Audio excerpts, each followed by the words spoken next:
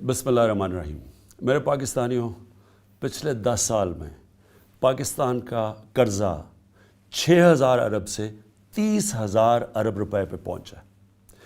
इसका अवाम को क्या नुकसान हुआ कि जो हम सालाना टैक्स इकट्ठा करते हैं जो है तकरीबन 4,000 अरब रुपया, उसमें से आधा टैक्स तकरीबन 2,000 अरब रुपया सिर्फ इनके लिए हुए कर्ज़ों की किस्तें अदा करने पे जाता है।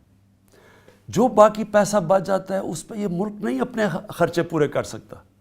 पाकिस्तानी वो कौम है जो बदकिस्मती से दुनिया में सबसे कम टैक्स देते हैं, लेकिन उन चंद मुल्कों में से हैं जो सबसे ज़्यादा खैरात देते हैं।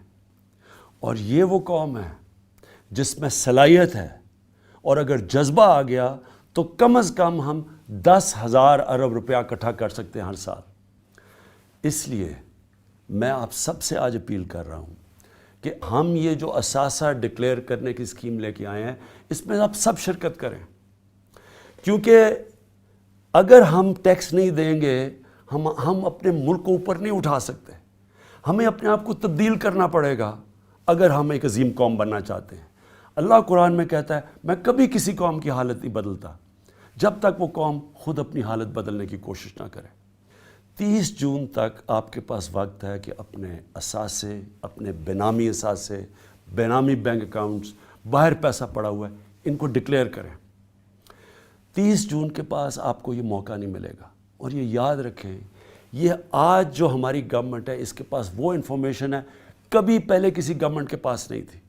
हमारे पास मुआहदे हुए हैं, बाहर से हमें प्रॉपर्टीज़ पाकिस्तानियों की, बैंक अकाउंट्स की उनकी इन्फॉर्मेशन आ रही है।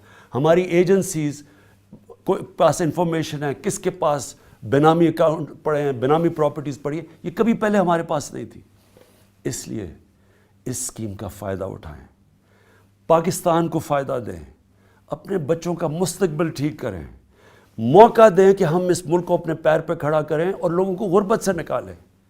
इस स्कीम का पूरा फ़ायदा उठाएं।